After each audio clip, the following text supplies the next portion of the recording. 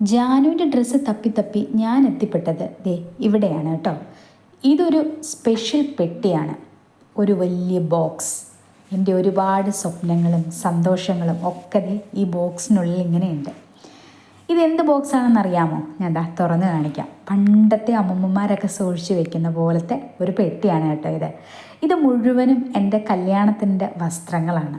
എനിക്ക് ഭയങ്കര മെമ്മറീസ് ഉള്ള ഒരു പെട്ടിയാണിത്. ദേ ഇതാണ് എൻ്റെ കല്യാണ സാരി. എങ്ങനെയുണ്ട് കളറ്? എൻ്റെ അച്ഛൻ്റെ സെലക്ഷനാണ് കേട്ടോ. കളർ എൻ്റെ സെലക്ഷനും ഡിസൈൻ അച്ഛൻ്റെ സെലക്ഷനും. ഞാൻ ഒരുപാട് ആഗ്രഹിച്ചെടുത്ത കല്യാണ സാരി. അതുപോലെ ഇത് രണ്ടാമതൊരെണ്ണമുണ്ട്. അത് മന്ത്രകോടി എന്ന് പറയും. എൻ്റെ ഹസ്ബൻഡിൻ്റെ വീട്ടിൽ നിന്ന് തന്നതാണ് കേട്ടോ. ചോക്ലേറ്റ് കളറാണ്. ഇതൊക്കെ ഞാൻ സൂക്ഷിച്ച് വെച്ച് എപ്പോഴും ഇങ്ങനെ കാണുമ്പോൾ എനിക്ക് പഴയ മെമ്മറീസാണ്.